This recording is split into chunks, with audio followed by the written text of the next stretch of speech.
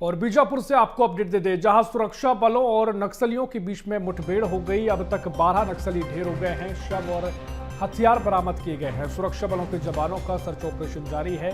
DRG के 3 जवान शहीद हुए हैं, 2 जवान घायल हैं। 8 लाख का इनामी डीबीसीएम वेला मूडियाम ढेर कर दिया गया है।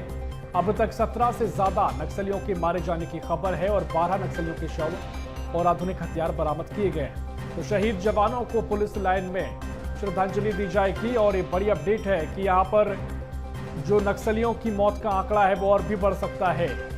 12 शव बरामद कर लिए गए हैं। 17 से ज्यादा नक्सलियों के मारे जाने की खबर है। ये बड़ी खबर आपको बता रहे हैं, जहां हमारे 3 जवान भी शहीद हुए हैं, 2 घायल हुए हैं, जिनको श्रद्धांजलि अर्पित की जाएगी। शहीद जवानों को पुलिस लाइन में श्रद्धांजलि दी जाएगी। तो अपडेट आपको बता रहे हैं। अब तक 12 नक्सली ढेर हो चुके हैं। शव और हथियार बरामद कर लिए गए हैं। बीजापुर से ये बड़ी अपडेट आपको बता रहे हैं। सुरक्षा बलों नक्सलियों के बीच में मुठभेड़। अब तक 12 नक्सली मार गिराए गए। शव और हथियार बरामद कर लिए गए। और इसी खबर पर और भी जानकारी लेंगे।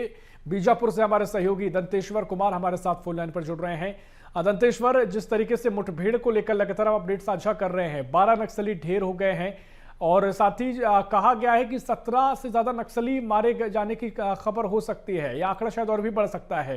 क्या इसको लेकर अपडेट है और जो जवानों को श्रद्धांजलि दी जाएगी वो किस तरह की तस्वीर दिखाई देगी?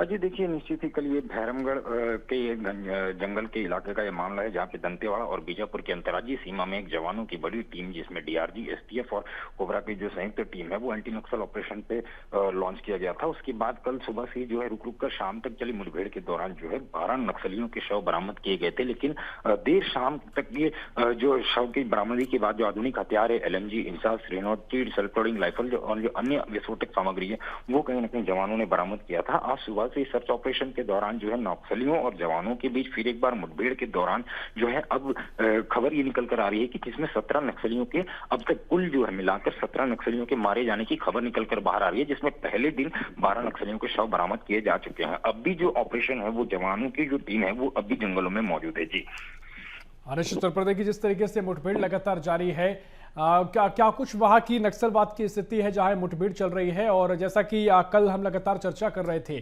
कि 3 जवान अगर शहीद हुए हैं तो वहां से भी जो नक्सलियों के पास तमाम इंतजाम होंगे हथियारों के और तमाम तरीके से व्यवस्थाएं वैसी होंगी जिन पर कार्रवाई लगातार की जा रही है। हालांकि उनके जो हौसलों को नेस्तनाबूद किया जा रहा है, क्योंकि इससे पहले की जो कार्रवाइयां देखने को मिली है, नक्सलियों को ढेर किया गया, वहां जवानों की क्षति नहीं पहुंची थी, लेकिन 3 जवान शहीद हुए हैं। तो क्या कुछ वहां पर माहौल दिखाई दिया होगा? क्या कुछ आपके जानकारी आपको मिल पाई?